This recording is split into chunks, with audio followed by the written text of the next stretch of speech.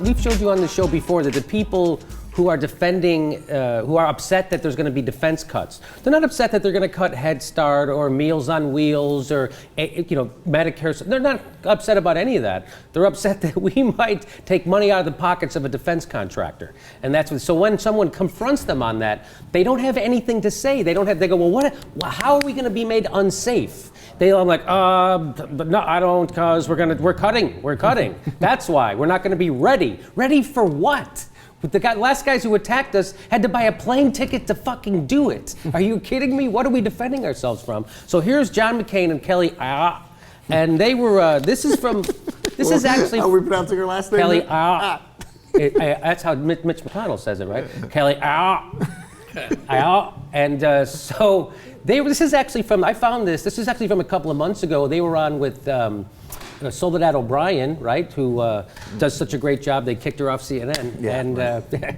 Hey, what are you doing? Doing some good investigative journalism. So here is Soledad O'Brien. She brought on John McCain and Kelly Ayotte to defend the Defense Department. Let's remember that if these budget cuts go through for the Defense Department, it'll be impossible for our country to fight a pointless war for 11 or 12 years. Part of what keeps us strong is our ability to waste trillions of dollars. Am I wrong? That's why we're the best. We're number one at wasting trillions of dollars. Okay, here we are. Here we go. Here's Soledad O'Brien with John McCain. $500 billion cut over the next 10 years. You have said that sequestration would be devastating. Give me a list of why. So now John McCain's going to give him a list, and a lot of guys have a tell when they're lying because he doesn't. He knows it's not going to hurt, but he knows he has to protect his defense contractors, especially the ones in his state. And so he has a tell. Everybody has a tell when they start to lie, right? Some guys go like this. John McCain starts to talk. He gives us a little one of these. Let's see if we can pick it up. Well, first of all, it's on top of another $460 billion that already is being cut. Second of all. Oh shit! I got it. It's already. Wow! I didn't see this question coming. By the way, I love that Soledad O'Brien has asked for specifics without pointing, without yelling, at a time where we actually could use some specifics. Alan Combs was like, no, he's proposed 2.5 in cuts for every dollar in revenue, right? 2.5 to 1. And he has specifics, and of course there's nothing here. Nothing here. You want to hear how? Here's all they have. Let's play the next clip. I take Secretary of Defense Panetta at his word that this is going to be devastating, and so it seems to me we need to act on it. Yes, Secretary Panetta said it's going to be devastating. So look, that's a Democrat, and I'm a Republican, so I'm agreeing with him. It must mean something. Yeah, it means that you're all bought and paid for by the same people, right? That's right. I think that's exactly right. Okay. Yeah. Devastating. So that seems to be a focus. This is the first time Republicans agreed with the Democrats since they talked to Joe Lieberman. That's right, yeah. Right? Again, that Secretary Panetta said would be devastating to our national defense. That's it. That's all they have. Yeah. He said it'd be. I guess the key word here is devastating. Yeah, you heard Senator Ayotte say it. And McCain actually, in the first clip, we didn't even let finish. He said it too when he couldn't, like at the end, he was like, oh, the harsh words used by our generals in the field, like devastating, and we won't be able to do our job. And one of them just cried on the phone to me. Yeah, he was literally weeping. Yes, literally. So they have nothing. And Soledad O'Brien keeps going. When we look at the details of the military budget, which was $711 billion in 2011, 5 times the size of China's, almost 10 times the size of Russia's, 11 times the size of Britain's, 11 times the size of France's. Could you look at those numbers and say, Senator Ayotte, the U.S. is just out of line in terms of spending when you compare it to other countries, and especially if we're talking about there's going to be no tax increase to help pay for it, you got to cut somewhere, and this is it. This is what was agreed to. Yeah, but Soledad, do you know how much money it costs not to be French? Do you have any idea? It costs a lot of money. Yes. Again, she makes the point. We're spending all this more money. Where should we cut? Here's what they say. Well, actually, I want to put this in perspective. First of all, what we're spending on defense right now, it's about 4.7% of our GDP. It's actually a historical low given the conflicts we've been involved in, if you look over the history of our nation.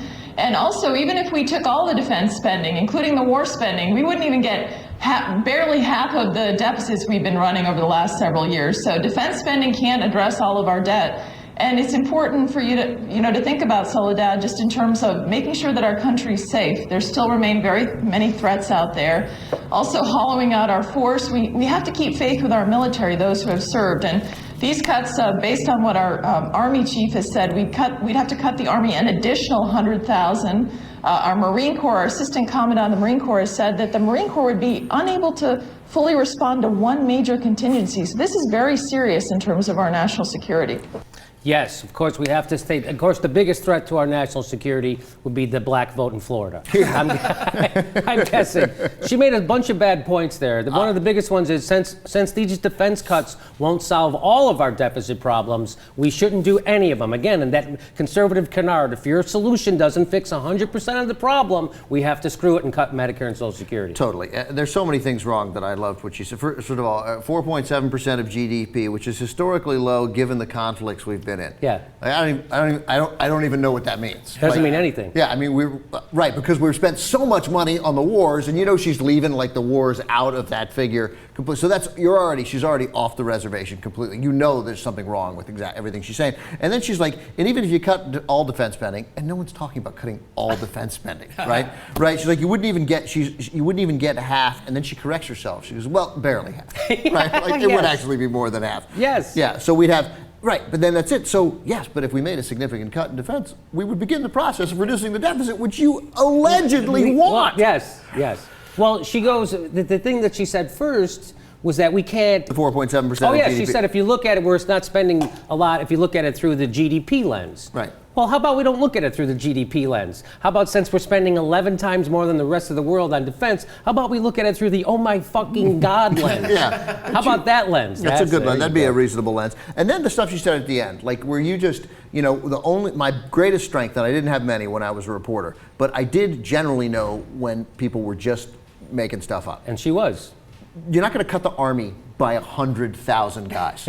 That's not a possibility. And at any cut that we're at $50 billion a year for 10 years, we're not going to lose 100,000 members of the Army, which is what she said. And then she says that Ben, if those cuts go through, we're going to be left with 12 guys in a Jeep. Totally. That's all we're going to have left. That's it. That's all there is. We'll have a plane, but it won't be able to shoot anything. And then she's like, and the commander of the Marine Corps says we won't be able to respond to even one situation. Even one. So these $50 billion over a year for 10 years, we still have the biggest military in history, but a bunch of radicals stormed the embassy in Ankara, sorry, Cenk, that we're going to be like, oh my God, we got to go rescue these guys, and the Marine Corps is going to be like, nope, sorry, $630 billion we can't do it. That's not enough. I mean, it's so clearly untrue. On its face, it's clearly untrue. Also, even if we took all the defense spending, including the war spending, we wouldn't even get barely half of the deficits we've been running over the last several years. So defense spending can't address all of our debt. Yeah, so there it is again. You can't cut, so we got to cut Social Security, cut Medicare, cut Medicaid, cut aid to the children, but cut anything except defense. Anything except defense. And of course, what they always say is what we're taught very early on as a reporter. Really, you're sort of want to get to the truth about anything, you're supposed to follow the money. And McCain, I believe, at some point even in here, slips up and reveals that that's what this is really about. And not to mention the job losses, the over 1 million jobs that would be lost, and the billions of dollars also in defense industry. So. Yes, it's all about the money. Yeah, so it's all about money. He even says it, and not even money for military members. He's like, plus all the money from the defense industry. I mean, which is really what we're, that's all these guys are there to protect. Yes, let's not cut money because there's jobs in the defense industry. It's about, I mean, if you want to cut money, according to John McCain, let's look at Medicare and Medicaid, Social Security. Those are the programs that cost us billions of dollars, and every person they help dies anyway. They all die. How could they in good conscience, I'm sorry to go back to it, but how can they in good conscience actually, it felt like when I listened to that, it felt like the 2004 election, which is, go ahead, vote for John Kerry. He's a smart guy. He's a war hero. Mm-hmm. We've told you that he really wasn't, but but your kids are going to die. It's no big deal. You can vote for him. Yes. But your children and grandchildren will die. And here they are. Like I talked to the Marine commander, we won't even be able to respond to one thing. She says. Nothing. Not one thing. Not one thing. Not they one can't do thing. it. We still have a military budget bigger than the rest of the world combined. And we can't respond to one thing. Can't send 10 Marines somewhere. Can't do it.